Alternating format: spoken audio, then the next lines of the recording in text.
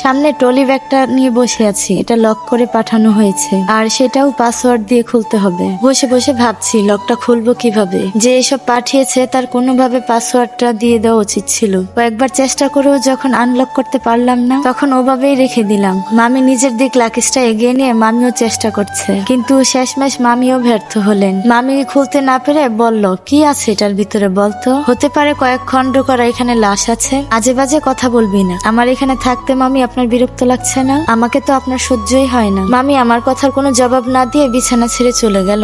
আমি খপ করে অত্যাচারী শাশুড়ির মতো মামির হাতটা ধরে ফেললাম। মামির মুখটা কেমন যেন মলিন হয়ে গেছে এতক্ষণে। মামিকে টেনে বিছানায় বসিয়ে হাত ধরে বললাম, আমাকে দেখতে না পারার মিথ্যে অভিনয় মামি কেন করেন আপনি? আপনার অভিনয় ঠিকঠাক হয় না। আপনার কঠিন আচরণে অধিকার বোধ দেখায় ফেলেন মামি, যেটা ভালোবাসা থেকে আসে। মামি আমার কথার কোনো জবাব দিল না, শুধু ছোট করে বলল, তুই ছেলে হয়ে জন্মালি না কেন? ছেলে হলে তো অন্তত আজীবন আমার কাছে রেখে দিতে পারতাম। পেলে পুষে এত বড় করে অন্যের হাতে দিতে হয়। কার মুখে কি শুনছি আমি? মামি আর কিছু বলছে না, ইচ্ছেতে আর অনিচ্ছেতে কিন্তু কথাগুলো বলে ফেললো। আমি বলে উঠলাম, মেয়ে হয়ে জন্মেছি, এত বছর জ্বালিয়েছি, আর জ্বালাতন সহ্য করতে হবে না। সুন্দর না? আপনার তো মামি খুশি হওয়ার কথা। ছেলে হলে নিজে তো জ্বালাতামই, আবার বউ বাচ্চা ছেলে মেয়েও আপনাকে জ্বালাতো, তখন আরো বেশি শত্রু হয়ে যেতাম আপনার। মামি এবার রাগী গলায় বললেন, মুখ দিয়ে কি মিষ্টি কথা বের হয় তাই না? অন্যের কথা তো মুখ বুঝে খুব সহ্য করিস, আর আমার সাথে কেমন আচরণ করিস। দেখ, তুই নিজেই দেখ, তুই আমার শত্রু হবি না তো কে হবে?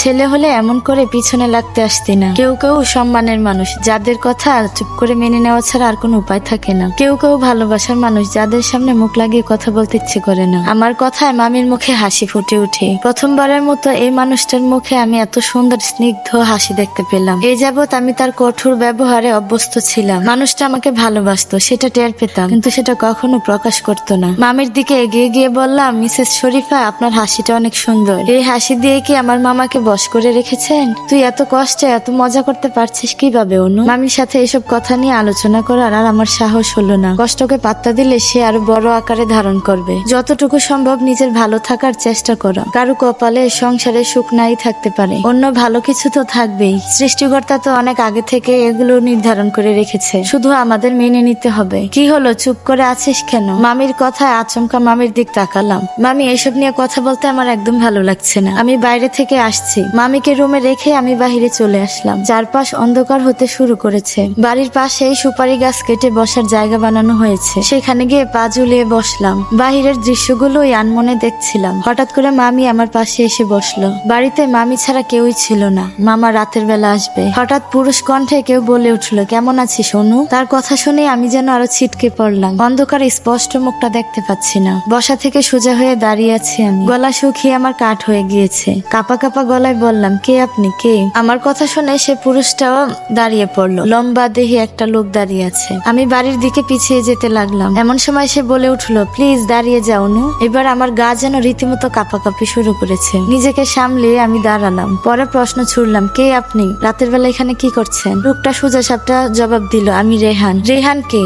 আমি তোর ভাই। আমার কোনো ভাই নেই। তুই মানিস আর না মানিস, আমাদের দুজনের শরীরে একই রক্ত বইছে। আমার মায়ের একটাই সন্তান, আর সেটা হচ্ছে আমি। তোর বাবার তো আর একটা সন্তান না। আমার কোনো বাবা নেই। আমার বাবা অনেক আগেই মারা গিয়েছে। আমি যখন এই বাড়িতে আসি তখনই আমি বাবাকে কবর দিয়ে এসেছি। আর আমি হয়তো আপনার থেকে বয়স অনেক বড় হব। আপনি আমাকে আপনি করে বললেই খুশি হব। আপনার সাথে তুই বলে কথা বলার সম্পর্ক নেই আমার। পারবো না আমি। তুই চাইলে আমি তোকে আপা বলতে পারি, কিন্তু আপনি করে বলতে পারবো না। আমার চারপাশে যেন তোকে আর না দেখি। আপনার বাবা মা যদি জানতে পারে আপনি এখানে এসেছেন, তাহলে আর আপনাকে আস্ত রাখবে না। হঠাৎ মামি আমাকে ডাকলো। আমার সামনে দাঁড়ানো মানুষটা আমাকে বলে উঠলো, আপা, আব্বা খুব অসুস্থ, তোকে দেখতে চেয়েছে, তাই আজ আমি এখানে। আমার কোনো বাবা নেই, আপনি আসতে পারেন। আমি নিজে আর সেখানে দাঁড়িয়ে না থেকে আমি বাসায় চলে আসলাম। আমি ওই মানুষটার কথা কোনো কানেই নিতে চাই না, কারণ আমার বাবা আমার জীবনটা নষ্ট করে দিয়েছে। আমি ভিতরে আসার পরও দেখি ছেলেটা সেখানে দাঁড়িয়ে আছে। এটা আমার মায়ের গুণধর স্বামীর ছেলে। এর মধ্যে মামি চিৎকার দিয়ে বলে উঠলেন, ঘরে আয়, আমি তোর লাকিস খুলে ফেলেছি। তারপর আমি দৌড়ে রুমে এসে দেখি মামি সত্যি সত্যি এটা আনলক করেছে। মামি ব্যাগের লকটা আনলক করতে পারলেও চেনটা এখনো খুলেনি। পাসওয়ার্ড 4টা 1 দেওয়া। আপনি কি করে জানলেন মামি? হঠাৎ করে দিয়েছি আর খুলে গেল। খুলে দেখ ভিতরে কি আছে। আমার থেকে বেশি এক্সাইটেড দেখি মামি আপনি। কথা না বলে তাড়াতাড়ি খুলে দেখ। আমিও এবার চেনটা খুললাম। লাকিসটা খুলতেই আমি দেখে অবাক। মামি খুশিতে বলে উঠলো, দেখছিস, আমি বলেছিলাম না বিয়ের শপিং হয়তো। কিন্তু কে দিয়েছে মামি এসব? জামাই হয়তো পাঠিয়েছে। উনি দিলে তাহলে তাহলে আজকেই কেন দিবে? আমার মনে হয় এটা অন্য কারো কাজ, আমার মনে হয় এটা অন্য কারো। কে দিতে পারে এত টাকার জিনিস?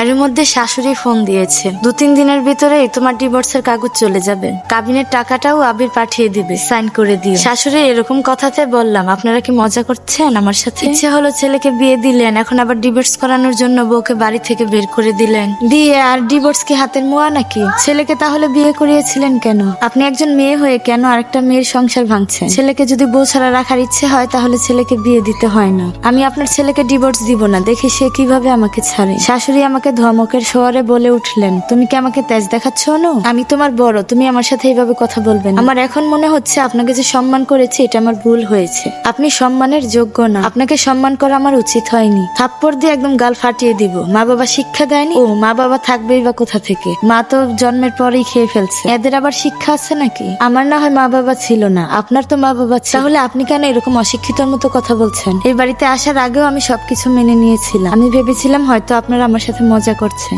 এতক্ষণে বুঝলাম মনের মধ্যে কোণে যে সূক্ষ্ম আশাটা জন্মেছিল সেটা ভুল। তোমাকে তো আমাকে আগে থেকেই পছন্দ ছিল না, মিটকে শয়তান একটা। আমি মানুষ ভুল চিনি না, এতক্ষণে বুঝলাম আসল রূপ চেহারা বের হয়ে আসলো। এতদিন ভালো সাজার নাটক করেছো, এখন আসল পরিচয় বেরিয়ে আসলো। আমার আসল চেহারা তো আগেই বের হয়ে গেছে। আমি ভাবতাম জোর করে কোনো কিছুই করা উচিত না, জোর করে অন্য কিছু পাওয়া গেলেও ভালোবাসা পাওয়া যায় না, তাই এতদিন চুপচাপ ছিলাম। এখন বুঝতে পারছি ভালো থাকার দায়িত্ব নিজেকেই নিতে হবে। কি করবে তুমি? কি করার যোগ্যতা আছে তোমার শুনি? আপনার ছেলেকে আমার কাছ থেকে দূরে রাখুন, দেখেন পারেন কিনা। উনার সাথে কথা না বলে কলটা কেটে দিলাম।